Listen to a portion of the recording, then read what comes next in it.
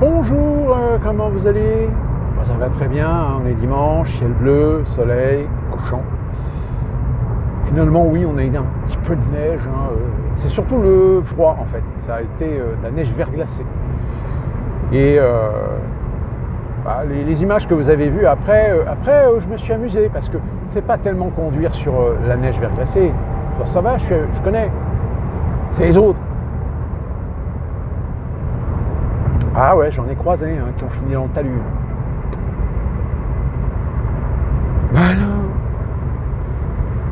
Bah alors la France? Mais dites-moi, est-ce que vous ne seriez pas en train de vous faire cracher dessus par les Algériens?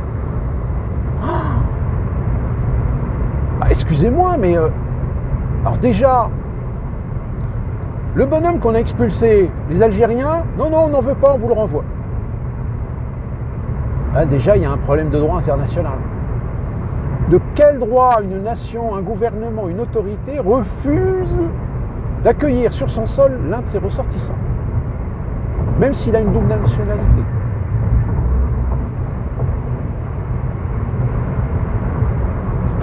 On est d'accord, hein, la décision que les Algériens ont fait, c'est rien pour faire chier le monde.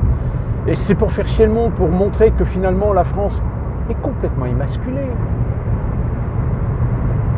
Mais je vais même vous dire un truc, j'en ai déjà parlé hein, dans quelques vidéos, je vais le redire. Hein.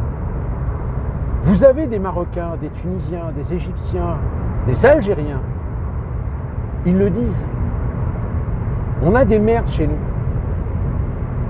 Mais ces merdes, quand elles vont en France, pour nous, c'est bien parce qu'on en est débarrassé.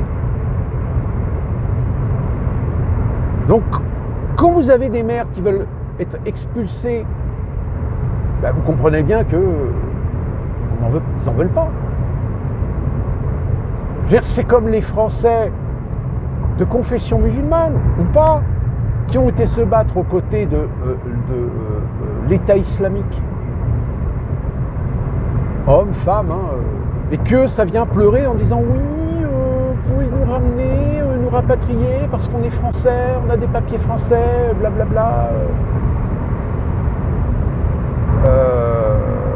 Bah non, en fait. T'as choisi d'intégrer un mouvement politique, religieux, t'as choisi ton camp dans une guerre, tu l'assumes. Par contre, si tu veux revenir en France, oui, tu peux, hein, mais de tes propres moyens. Tu te démerdes. Par contre, si tu réussis à revenir en France, t'inquiète, on va t'accueillir. On va t'accueillir, on va te poser des questions et on va te ficher. Normal.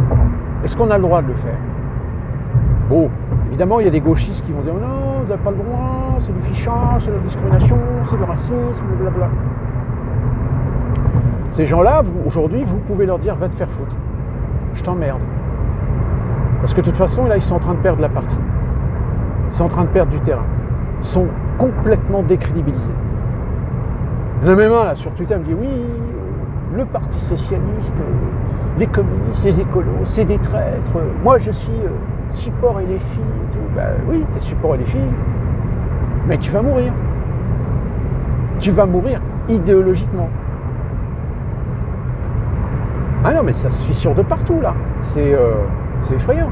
Et donc pour revenir à l'Algérie, alors là, ils sont en train de vous dire, oui, Attal, oui, la France ne peut pas se faire marcher dessus comme ça, il faut dénoncer les accords de 68.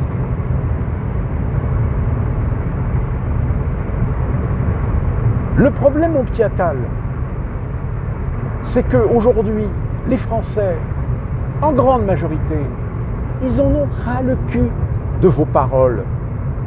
Parce que vos paroles, il n'y a pas d'acte derrière. Ou alors il y a des actes, mais c'est monté, structuré d'une façon où de toute façon ça vaut rien. C'est de l'esbrouf. Parce que oui, si on dénonçait les accords 68, là ça ferait un coup. Si on arrêtait d'accueillir tous les ressortissants algériens pour se faire soigner en France aux frais de la princesse. Enfin, pas aux frais de la princesse, puisque normalement on facture à l'État algérien, mais l'État algérien ne paye pas les factures. Donc c'est vous qui payez. Là encore, les humanistes vont dire oui, vous n'avez pas le droit, c'est dégueulasse, comprenez, les gens qui ne peuvent pas se faire soigner en Algérie, ils ont un recours, venir en France, se faire soigner, blablabla.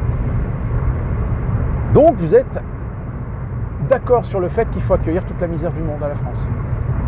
Donc en accueillant toute la misère du monde, vous allez générer toujours plus de disparités, d'injustice, de discordance, et donc par conséquent, de par cette politique humaniste, vous allez motiver encore plus le racisme et vous allez faire gagner des points au Rassemblement national.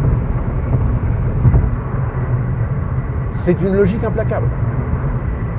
Si tu fais tout le contraire de la logique, de la raison, au mépris en effet de règles fondamentales, humanistes, droits de l'homiste, ben ouais, mais il y a un moment donné où il faut se mettre des limites. On ne peut pas accueillir toute la misère du monde. C'est pas possible. Ou alors, vous soignez toute la misère du monde, mais vous allez créer une misère en France, chez des Français. Et des Français qui ne vont pas comprendre pourquoi eux vivent dans la misère pour que d'autres ne puissent plus vivre dans la misère. Qui plus est des étrangers. Alors là, oui, j'entends des gens. Oui, mais c'est pas un problème de financement, il n'y a qu'à taxer les riches. Mais on vous l'a déjà répété 1000 fois depuis des années. Vous voulez taxer les riches? D'accord, taxez-les. Mais dans 6 mois, vous n'avez plus de riches à taxer parce qu'ils se sont tous barrés à l'étranger. Je veux dire, là, on est en train de vous faire pleurer dans les chaumières parce que Estelle Hallyday, Patrick Bruel, Omar Sy n'a pas encore perdu sa maison parce que Omar Sy, lui, il a une maison à Bel Air, enfin en bas de Bel Air, je crois. Si ces gens ont les moyens de s'acheter des baraques à Los Angeles, pourquoi? C'est parce qu'ils ont envie de vivre là-bas? Ben non, ils ne vivent pas là-bas. Ce sont des investissements. Ce sont des investissements qui sont faits dans des pays étrangers et comme ça, ils sont exonérés de taxes. Si vous avez 500 000 euros, les 500 000 euros, si vous voulez éviter que l'État vous taxe dessus, ben qu'est-ce que vous faites? Vous investissez. Qui plus est, vous allez investir dans des valeurs sur lesquelles l'État français ne pourra pas vous taxer parce que ce sont des valeurs qui se trouvent à l'étranger. Vous le voyez le truc ou pas? Mais évidemment, quand ils perdent leur maison dans un incendie, oh, pauvre Patrick, il a perdu sa maison. Mais, et d'ailleurs, ce qui est très intéressant, c'est que sur les réseaux sociaux, il y a quand même des gens qui finissent par leur répondre à ces gens-là en disant ouais, et ceux de Mayotte, on en fait quoi? Non, parce que s'apitoyer sur le sort de Patrick Bruel, de Estelle Hallyday et d'autres, parce qu'ils ont perdu leur maison dans l'incendie à Los Angeles, mais à Mayotte, non? Ou alors vous en branlez en fait. En fait, vous avez un émotionnel à géométrie variable.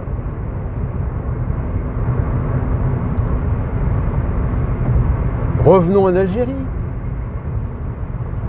Le problème aussi qui se pose, et ça je m'adresse à M. Darmanin et M. Attal, comme à M. Retailleau, je rappelle que parmi la communauté étrangère ou double nationalité ou binationaux, ou d'une façon globale, tous les gens qui ont des racines d'origine étrangère, plus particulièrement des pays du Maghreb, la grande majorité sont algériens ou d'origine algérienne. Alors oui, bien sûr, ne mettons pas tout le monde dans le même panier. Je m'évertue toujours à faire attention, à bien vous le préciser dans mes vidéos. Mais il y a un moment donné où, quand vous avez des problèmes avec des gens qui sont issus d'une communauté, à charge de la communauté, par ces associations, etc., de résoudre le problème. Sauf que les associations, elles ne résolvent pas le problème, au contraire, elles veulent le protéger, le défendre, le légitimer. Comme cette femme qui est passée chez Morandini, qui clamait « Moi je suis français, je suis née française ». Mais après, on a l'impression qu'en fait, elle n'aime pas être française. Elle défend les droits des Algériens, de vivre en France, de faire ce qu'ils veulent, d'être accueillis à bras ouverts, et de vous enculer bien à sec. Donc à un moment donné, évidemment, il y avait Berkoff et puis Morandini qui commençaient à lui dire « Mais attendez, vous rendez-vous compte que tout à l'heure vous disiez « Oui, je suis française, machin, je suis autant française que vous, machin, mais vous défendez les intérêts de gens d'un pays étranger. » Donc, je suis désolé, hein, mais un patriote qui défend, enfin un citoyen qui défend les intérêts d'un pays étranger au détriment des intérêts de son propre pays, ça a un nom. On appelle ça de la trahison. Dire, chère madame, si demain nous rentrons en guerre contre l'Algérie, quel sera votre camp? L'Algérie ou la France?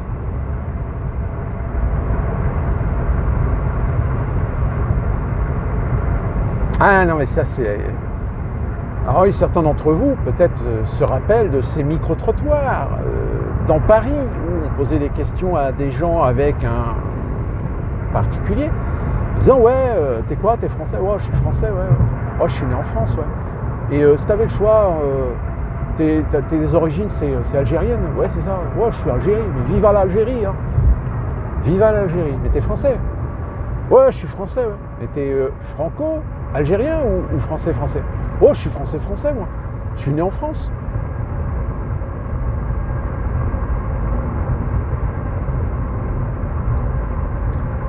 Comprenons-nous bien. Encore une fois, je prends mon exemple. On a un conflit, un différend avec l'Algérie. Et que forcément, ça a des conséquences politiques et géopolitiques.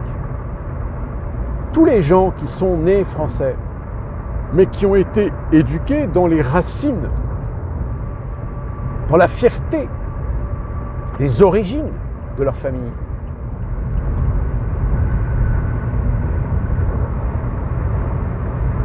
Alors, aussi, il y en a certains qui disent « Oui, mais non, je fais le distinguo entre mon pays, ma patrie. Non, attendez, ton pays, c'est la France. C'est pas l'Algérie. Mais si, parce que mes grands-parents, mes parents, c'est des Algériens et tout, donc la famille, elle est en Algérie, mes racines sont dans l'Algérie. Tes racines sont en Algérie. Bah écoute, moi je te conseille d'abandonner ta nationalité française et de prendre la nationalité algérienne. Comme ça, tu seras en accord avec toi-même. Ah bah non. Bah non, parce que c'est quand même plus sympa de vivre en France. En France, il y a quand même des libertés individuelles, il y a quand même de la justice, il y a des aides sociales. C'est quand même plus cool de vivre en France qu'en Algérie. Quand certains qui disent « Viva l'Algérie », mais qui n'y ont jamais foutu les pieds. Aussi. C'est un peu, si vous voulez, comme ces musulmans qui crient « Allah Akbar », mais qui n'ont jamais lu un seul verset du Coran. Ou sur la tête du prophète, etc. Donc ça rejoint, d'ailleurs j'avais fait déjà une vidéo sur la problématique culturelle. C'est pas parce que tu nais dans le pays, c'est comme aux États-Unis, c'est pareil. La seule différence, c'est qu'aux États-Unis, il y a un pacte. Quand tu deviens américain, t'es américain. T'es pas mexicain, t'es pas bolivien, t'es pas guatémaltais, t'es pas bolivien, t'es pas argentin, t'es pas brésilien. Même si tu gardes ta double nationalité, tu es d'abord en priorité américain. Et de ce statut, tu as l'obligation d'avoir des comportements, des respects et de défendre les valeurs de l'Amérique. Eh bien, peut-être que c'est ça qu'on a comme problème en France. C'est qu'on a laissé des gens devenir français de papier ou de naissance, mais qui en réalité ne le sont pas. N'ont pas d'empreinte culturelle, n'ont pas de respect dans les égalités, dans les justices, dans les lois. Sont convaincus que qui passe en premier, c'est le Coran, pas la loi de la République. Qui s'octroie, qui croit, qui pense que tout leur est dû, qu'ils ont le droit de faire ce qu'ils veulent, où ils veulent, avec qui ils veulent. Quand je dis qui ils veulent, on s'entend bien, la femme. Moi j'ai du respect pour la femme, ouais, mais ça t'a pas empêché de violer la gamine hier soir avec tes potes là, hein?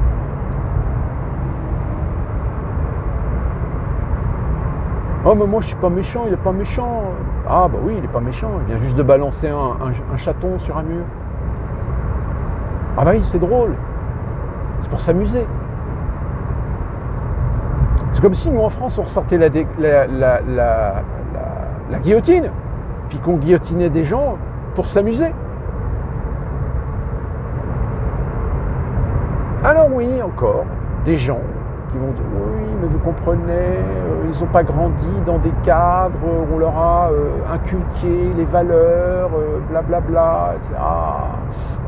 Donc vous admettez qu'aujourd'hui, nous avons des gamins qui naissent avec des parents qui sont débiles, incultes, ou qui éduquent leurs gamins selon une éducation, selon des valeurs et des traditions et des principes qui sont ceux de leur pays d'origine, mais pas de la France.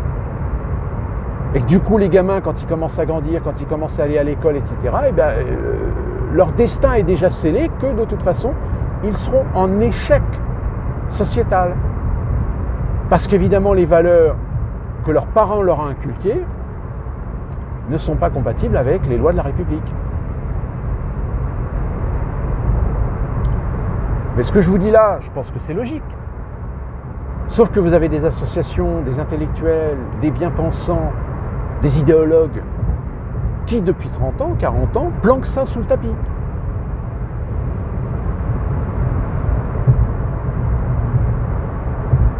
Les deux avocats, enfin il y a 3 avocats, je crois, le mec. Le mec là qui s'est fait rejeter d'Algérie. Alors ils disent oui, la procédure était légale, il a la nationalité française, ou il a le droit de vivre en France, parce qu'il a un fils qui est né en France.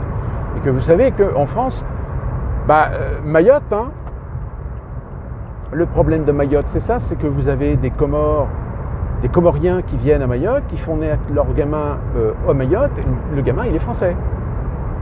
Et tu ne peux pas virer des parents si le gamin est français. Et bien en France, ça fait depuis 40 ans qu'ils font ça. C'est-à-dire qu'ils viennent en France, ils font naître le gamin en France, ils font reconnaître par l'état civil français, et les deux parents, on va demander des papiers parce que le gamin, il est français. Ah bah oui, vous avez le droit de rester sur le territoire français. Le regroupement familial. Je rappelle, le regroupement familial est une idée non pas de gauche, mais de droite. Je crois que c'est Valéry Giscard d'Estaing à l'époque. Alors le regroupement familial, c'était bien à l'époque. C'est-à-dire toute cette émigration qui est venue en France travailler, des ouvriers, aider à reconstruire la France dans le BTP, etc. Bon, on a facilité la possibilité qu'ils puissent faire venir leur famille en France. Ce qui est normal. Mais aujourd'hui, ce regroupement familial, il n'est plus adapté.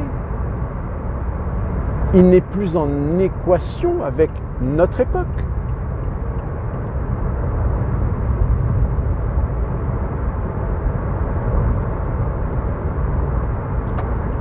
Donc, moi je vous le dis franchement, je serais à l'État, je serais Premier ministre, je convoque, ou je fais en sorte avec le président de la République, je convoque l'ambassadeur d'Algérie et on met les points sur les i. Alors oui, bien sûr, j'entends bien, il y a des intérêts de certains industriels français en Algérie. Bah oui, parce que bon, je vais être méchant, hein. Je vais être très méchant. Les Algériens, ils ont voulu leur indépendance. Bah, ils l'ont eu. Sauf qu'à un moment, ils se sont rendus compte qu'ils n'avaient pas les techniques, ils n'avaient pas les compétences, ils n'avaient pas les connaissances. Parce que les connaissances et les savoir-faire, bah, ils sont partis. Alors oui, il y a certains Algériens qui ont fait des études, qui ont les outils intellectuels, techniques, pour faire tourner les machines industrielles d'exploitation des ressources, etc. en Algérie. Sauf qu'il y a un autre problème, la corruption. Parce que oui, l'Algérie, comme un certain nombre de pays, comme l'Ukraine, parfois on en parle, mais on oublie un principe de base qui est que ce sont des pays quand même qui ont des sérieux problèmes de corruption.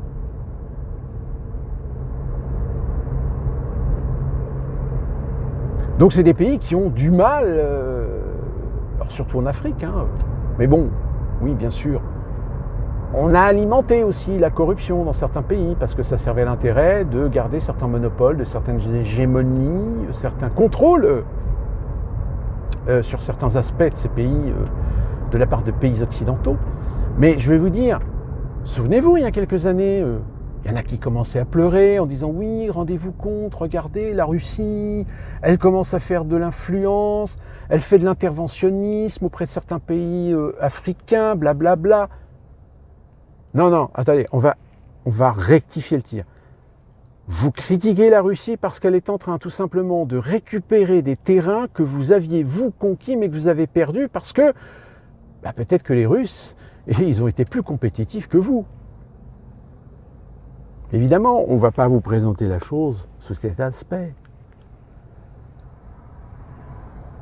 Alors, qu'est-ce que la France a à perdre en Algérie?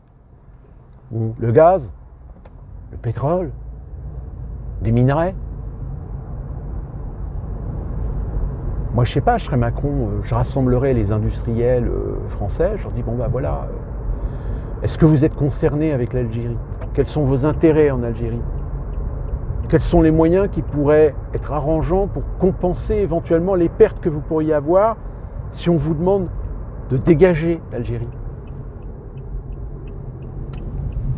Là, je peux vous dire que si toutes les entreprises françaises jouent le jeu, se barrent d'Algérie, alors oui, le problème, peut-être que les Russes, les Américains vont récupérer. Mais au moins, ça sera le problème des Américains et des Russes. Et là, les Algériens, ils ne pourront pas dire que c'est la France qui joue le colonisateur. Parce que ça aussi, c'est très amusant. Des pays noirs africains, francophones, qui se plaignaient que la France jouait la carte de la suprématie, du colonialisme.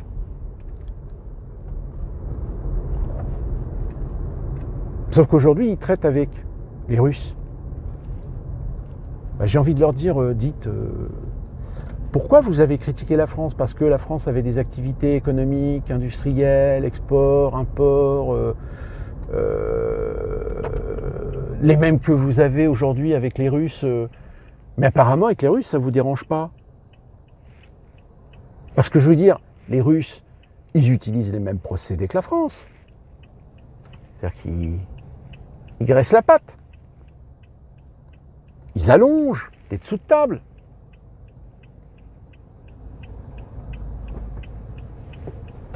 Donc, il y a un moment donné, si vous voulez, moi je veux bien. Tiens, tenez, un truc que j'ai lu ce matin, la présidente de l'AfD, enfin celle qui va être aux élections allemandes, hein, l'AfD, parti d'extrême droite, blablabla, elle a promis que si elle était élue, elle rétablirait le Nord Stream. C'est-à-dire qu'elle rétablirait donc l'alimentation de gaz russe en Allemagne. Pensez bien que, les premiers qui voient l'avantage, ce sont les industriels allemands. Les industriels allemands, ils n'en ont rien à branler, que ce soit la gauche, la droite, l'extrême gauche ou l'extrême droite qui est au pouvoir. Eux, ce qu'ils voient, c'est ce qu'ils y gagnent. Ça vous paraît logique ce que je vous dis là ou pas? C'est exactement ce qui se passe aux États-Unis. Aux États-Unis, vous avez des entreprises qui étaient réputées, connues pour être plutôt progressistes, mais qui finalement retournaient leur veste parce qu'il s'est trouvé que les républicains, Donald Trump, vont certainement leur permettre d'avoir des facilités et des avantages. Je veux dire, on a parlé de Zuckerberg dans ma dernière vidéo. C'est exactement le très bel exemple. Alors évidemment, les mondes progressistes, bien pensants, sont en train de pleurer leur mère parce que Zuckerberg a décidé d'arrêter toute la politique de fact-checking sur Meta et de promouvoir la diversité, l'égalité, machin, dans l'entreprise. Ben oui, parce que c'était pas logique, c'était pas géré de façon équitable. C'était géré par des gens qui défendaient et qui militaient pour des organisations idéologiques. Alors, bien évidemment, les petits pensants, ils sont tous en train de quitter Twitter. Je ne sais pas si vous avez vu, Sandrine Rousseau qui appelle tous les membres NFP à quitter X. Bah, au revoir. Je peux vous dire dans les commentaires, il y a plein de gens qui leur disent bah, vous êtes le maillon faible. Au revoir. Donc, ce qui prouve que vous êtes lâche. Puisque vous ne restez pas. Vous ne restez pas pour vous battre sur les idées. Mais apparemment, comme vous êtes tout autant dans la manipulation, dans la propagande, l'approximation, le raccourci, etc., bah forcément, il y a des gens qui vous débunkent. Donc forcément, vous passez pour des cons. Et du coup, bah, votre crédibilité, elle passe à zéro. Donc c'est sûr que c'est plus facile de quitter X en disant oui, je quitte ce réseau social qui devient nauséabond. Bah au revoir. On vous oblige pas à rester. Mais c'est ça qui les emmerde. Ce qui les emmerde, c'est pas de quitter X, c'est de savoir que X va pouvoir continuer à fonctionner sans eux.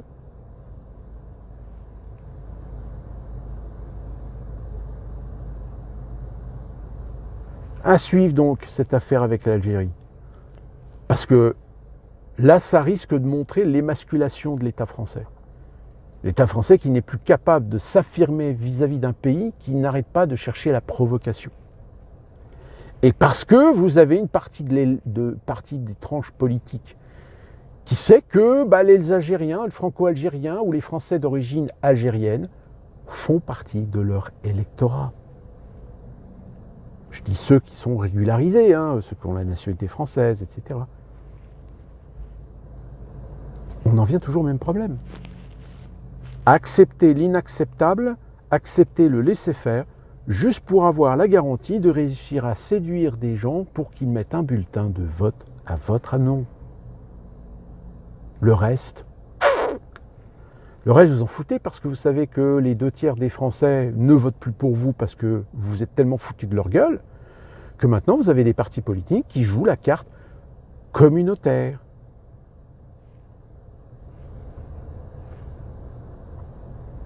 Donc d'ici là qu'on se retrouve pour une prochaine vidéo à suivre.